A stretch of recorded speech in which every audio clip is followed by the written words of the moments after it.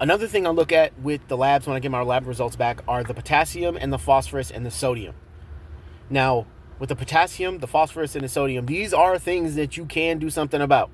If you are eating things with high potassium, high phosphorus, high sodium, these numbers will change.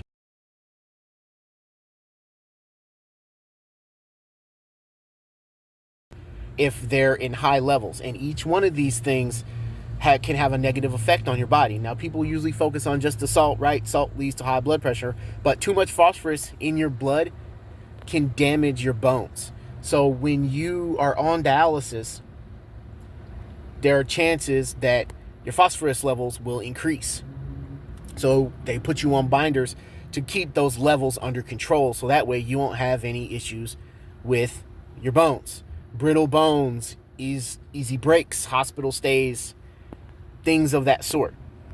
And the potassium, which is something that I learned about later on as I was on dialysis, was potassium in high levels in your body can be very dangerous.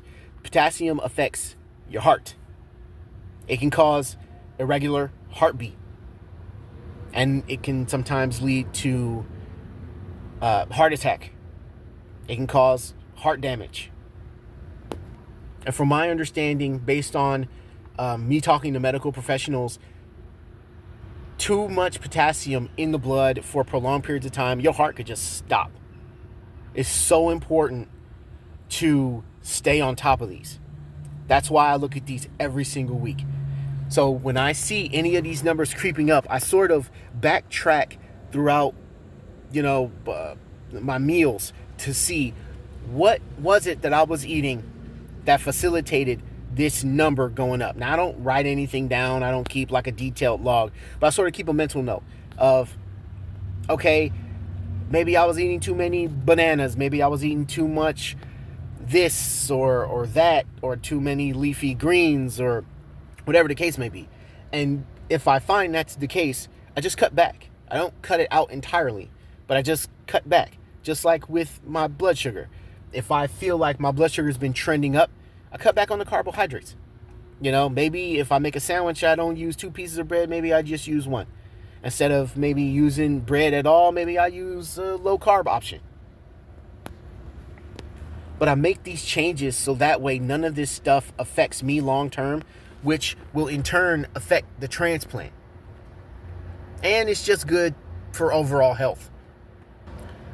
So when I was doing dialysis, I would get labs every single month, right? And, I would always ask them for the results, right? Because you would get the results back, the social worker, they would have somebody come and talk to you, usually a dietitian or a social worker, whatever, whatever. And they would go through each lab result that you get back. And then they have a discussion with you about it. About, hey, listen, this is good, this is not so good, this is creeping up, you need to pay attention to this, you need to watch that, you need to stay on top of this. And I took that stuff real serious. It wasn't just wave off, whatever, I'm gonna just go home and just eat a bunch of cheese and, drink a bunch of beer.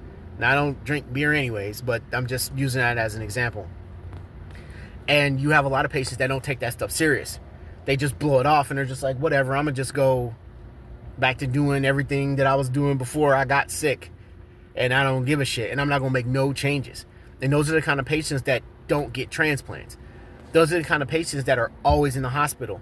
They're always getting hospital stays. Those are the kind of patients that have a lot of health issues. Those are the kind of patients that doctors and transplant centers either don't consider, and doctors kind of give up. They do the bare minimum of their care. So if, from their perspective, if they see that you don't care, why should they? And it's just from my perspective, their opinion, I don't want to say it was irrelevant, but I needed to facilitate to them that I cared about this so I could push them into helping me with this, whatever I needed. Because a closed mouth does not get fed. You got to let these people know. You cannot be scared of them or let them intimidate you, and they're not asking for what you need. If I needed binders, well, I'd have to ask for binders. If my potassium's going up, hey, listen, My potassium's not going down regardless of my dietary changes. What options can we use to bring this down? You have to be an active participant in your care. You can't just leave it up to chance or just blow it off like it doesn't matter. It all matters. If you're on dialysis and you're looking for a transplant, or you're looking to get a donor, it all matters. All of it. Phosphorus, potassium, sodium, your dry weight, all of it. It all matters. It's all important.